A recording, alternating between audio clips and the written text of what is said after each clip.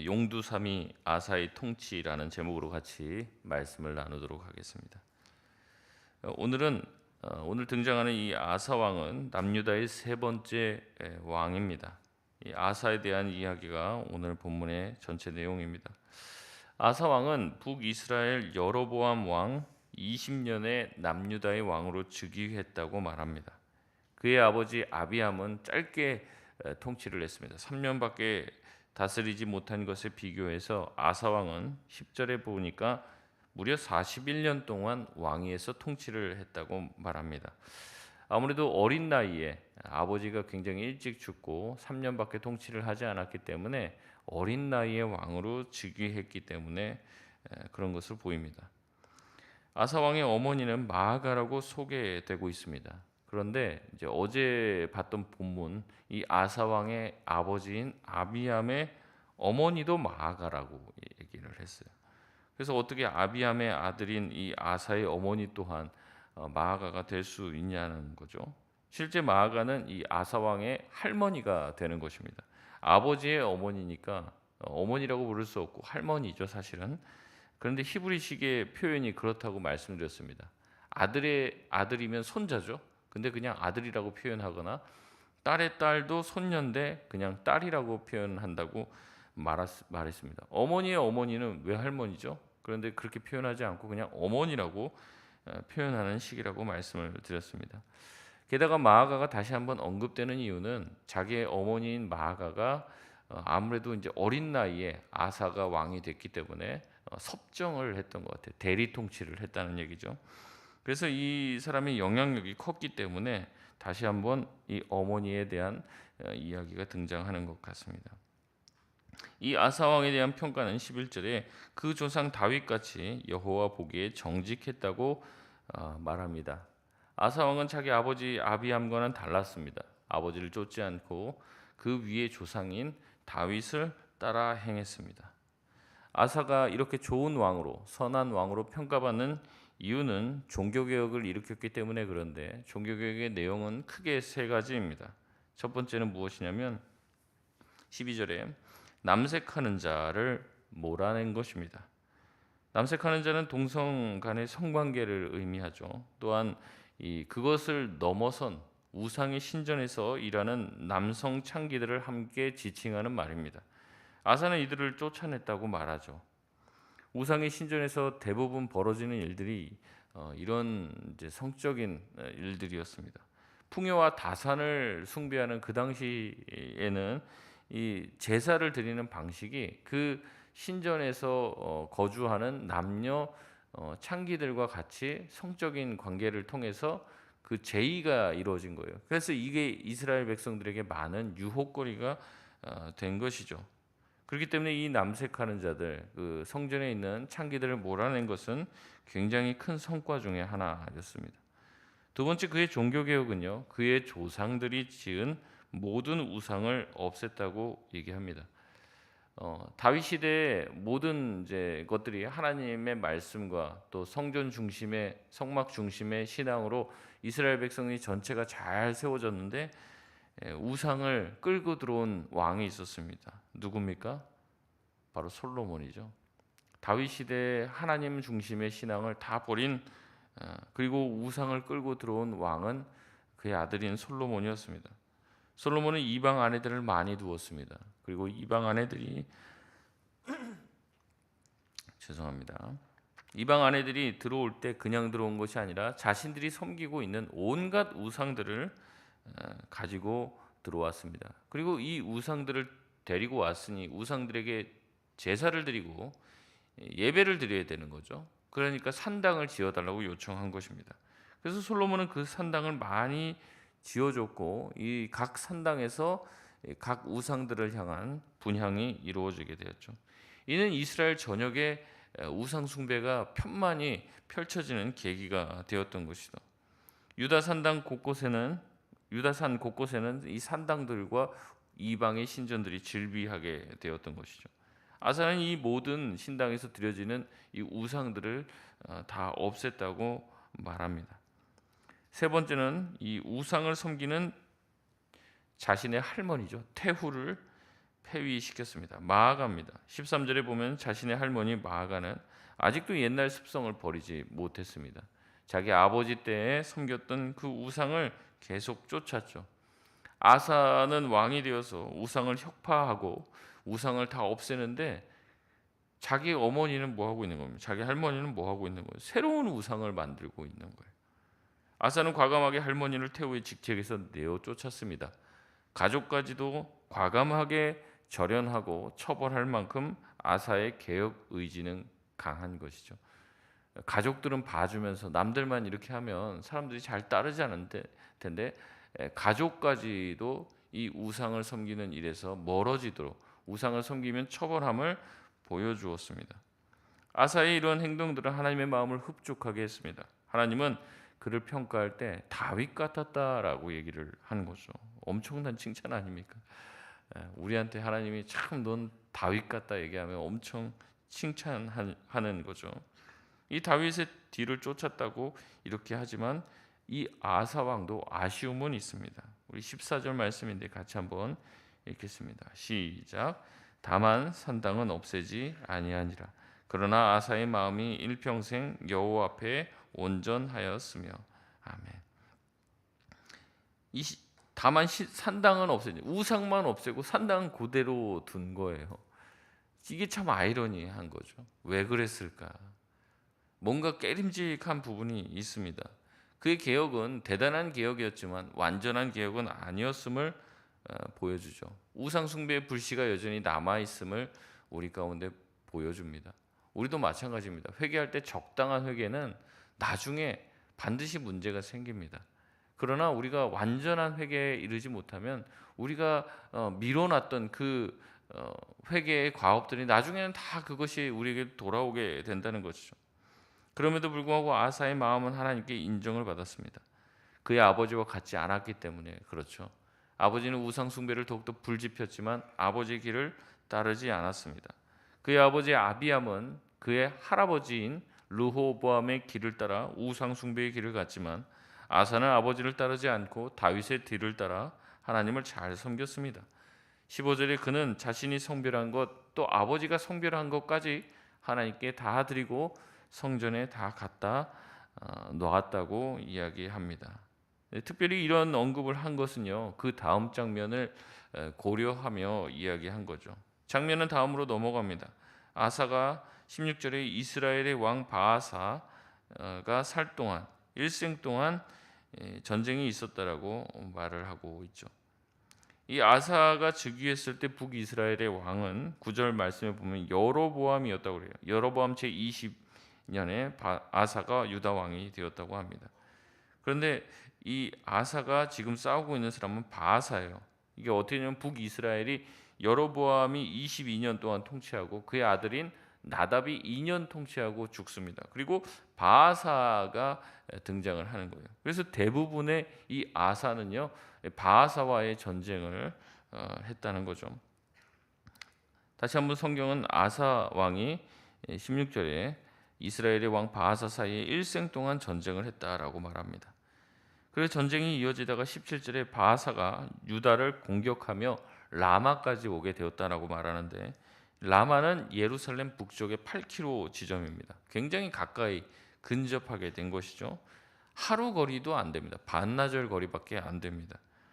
걸어서 사람이 한 4km에서 5km 정도 갈 수 있다고 하는데 한 두세 시간이면 주파할 수 있는 짐들도 있고 그러니까 두세 시간이면 도착할 수 있는 그 라마에 성을 쌓기 시작했습니다.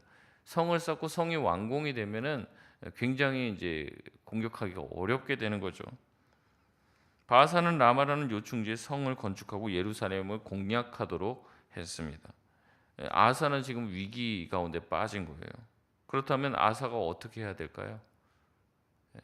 하나님 앞에 엎드려야죠. 하나님 앞에 기도해야 됩니다. 그가 평생에 정말 하나님을 온전히 따랐다면 그래야 되는데 그는 그렇게 하지 않습니다. 인간적인 방법을 시도합니다. 18절 말씀 우리 같이 한번 읽겠습니다. 시작. 아사가 여호와의 성전 곳간과 왕궁 곳간에 남은 은금을 모두 가져다가 그 신하의 손에 넘겨 다메섹에 거주하고 있는 아람의 왕 헤시온의 손자 아브림몬의 아들 벤하닷에게 보내어 이르되. 아멘. 아사는 성전 곡간과 왕궁 곡간을 다 털어서 은금을 모아옵니다. 그래서 누구에게 줍니까? 아람 왕 벤하닷에게 보내어 도움을 요청합니다. 여러분, 이 아람은요, 다윗과 솔로몬 시대에 이스라엘의 속국이었어요. 그래서 이 뭡니까, 이게 세금을 바치고 조공을 바치던 나라였습니다. 그런데 이 아람은 성장하고 이 이스라엘은 남북으로 갈라져 갖고 이제는 쇠퇴하게 된 거죠. 이제는 북이스라엘과 남유다의 운명을 결정할 정도의 위치에 놓여 있는 게 아람입니다. 아람은 성장했습니다. 불과 몇 대 사이에 지역의 판도는 완전히 뒤집어졌습니다. 유다는요, 아람에게 돈을 바쳐 부탁을 하는 신세로 전락하게 되었습니다. 이 얘기를 하는 거예요. 이제 북이스라엘과 남유다가 싸우는 거죠. 북이스라엘이 강성해져서 지금 예루살렘 코앞까지 내려와서 요새를 건설하고 있으니까 이 밑에 있는 아사 왕이 한 게 뭐냐면 옆에 있는 아람 왕에게 뇌물을 줘서 어떻게 하라는 거예요? 북이스라엘과의 조약을 깨고 북이스라엘을 공격하라는 거죠. 그럼 이제 아람 군대와도 싸워야 되고 남유다의 군대와도 싸울 여력이 없잖아요. 그러니까 지금 쳐들어온 아람을 막으로 지금 가야 되기 때문에 더 이상 라마의 건축을 하지 못하게 되지 않습니까? 그래서 이 아사 왕이 그런 꾀를 낸 거예요. 돈을 받은 아람 왕 베나닷은 19절에 북이스라엘과 맺은 약조를 깹니다. 북이스라엘의 성읍을 공격하기 시작합니다.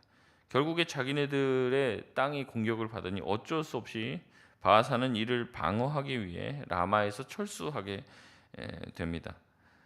아사는 이 사람들이 이제 북이스라엘이 철수하자 22절에 라마의 돌과 목재를 운반해서 이 베냐민 지파가 있는 쪽이 북이스라엘 경계라고 말씀을 드렸는데, 베냐민 지파의 게바와 미스바의 요새를 건축하고 북이스라엘과의 전쟁에서 싸움에서 이길 수 있도록 요새를 방비하게 되는 것이죠. 열왕기서의 내용은 이것으로 마무리가 됩니다. 구체적인 디테일한 얘기는 없습니다. 근데 여러분 여기에다가 역대하 16장이라고 한번 기록을 해놓으시고 나중에 시간 되시면 꼭 한번 찾아보십시오. 이 일에 대한 하나님의 평가와 중간에 우리가 모르는 에피소드들이 들어가 있는데요. 역대하 16장에서는요, 하나님이 하나님의 선지자인 하나니를 보냅니다. 그리고 아사를 책망합니다. 하나니가 아사에게 가서 책망을 하는데 무슨 책망을 하냐면, 당신이 하나님을 의지하지 않고 이방 왕을 의지함이 어찌미냐. 왕이 정말 망령되게 행했습니다. 앞으로는 당신 앞에 전쟁이 끊이지 아니할 것입니다. 라고 저주를 합니다.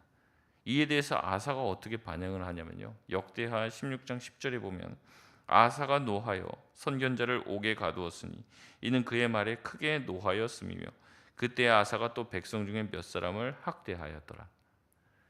그러니까 다시 말해서 아사가 그 얘기를 듣고 회개했다는 거예요, 안 했다는 거예요? 안 했다는 거예요.